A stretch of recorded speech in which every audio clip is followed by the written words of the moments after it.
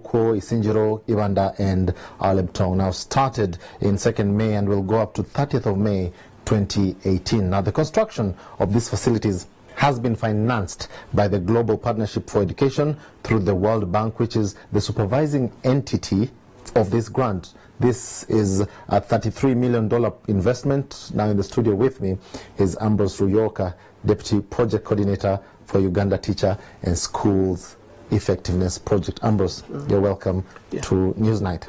Thank you and good evening, viewers. Let's start off by me asking, why these districts, and is it because there's a high level of illiteracy there? Well, thank you. The construction of schools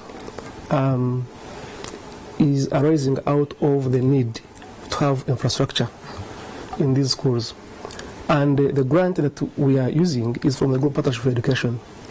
So what happened is we had to do an analysis to look at the schools that are needy.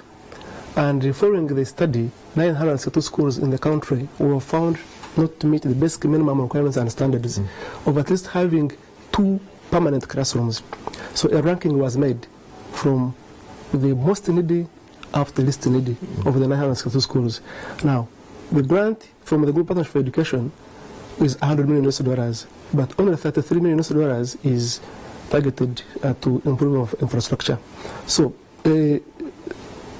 on following the estimates then, we found the school that could fit within that grant, and then we did the ranking starting from the most needy up to the least needy, and then those are the ones that are benefiting. In total, we are doing 138 schools, and where we go, we make sure we have 7 classrooms in place, a staff room, administration block, and then staff houses in hard-to-reach areas. All right, Ambrose, are these districts the only ones you're catering for, or with time do we see you, expound yourselves more within the country? Yeah, for now, we are commissioning 54 schools in 6 districts, and the first lady started off by commissioning the schools in Isinjiro, and then on Monday this week she was in Arua. Then the Minister of State, Honorable Seninde, was in Alebtong just yesterday.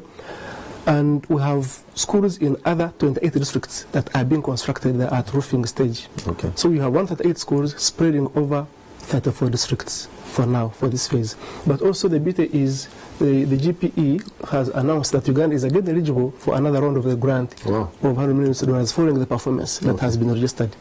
Now it takes roughly, because I saw it goes from the 2nd to the 30th of this month, it takes us approximately a month to do this.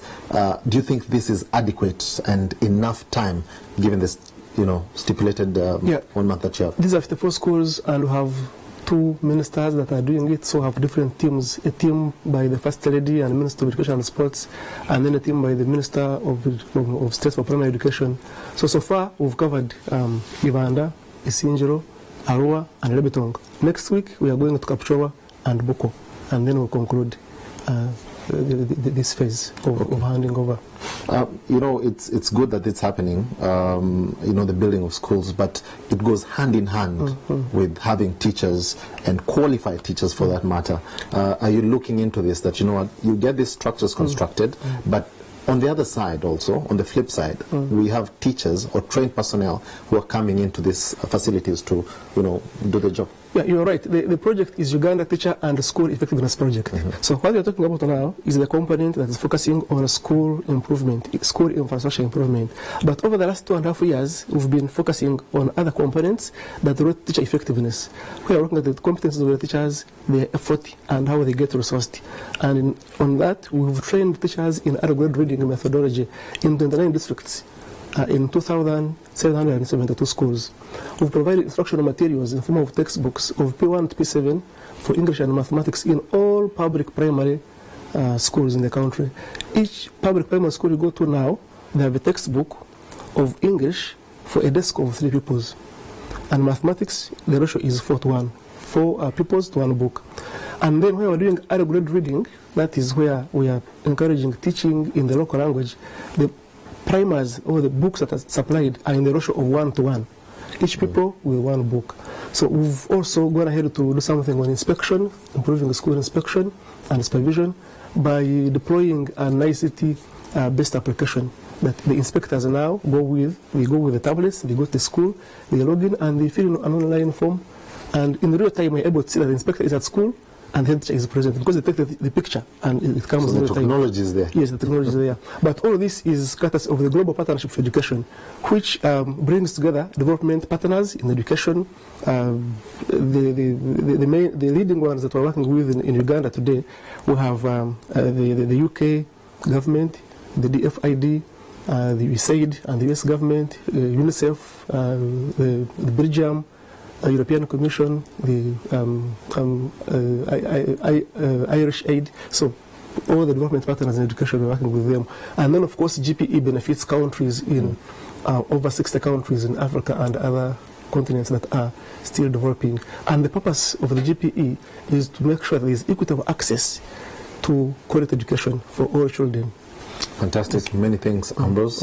A step in the right direction, I must say, in terms of education in the community and in society. Very many thanks. If you're just joining us, I have been speaking to Ambrose Rurioka, who is the Deputy Project Coordinator for Uganda Teacher and School Effectiveness Project.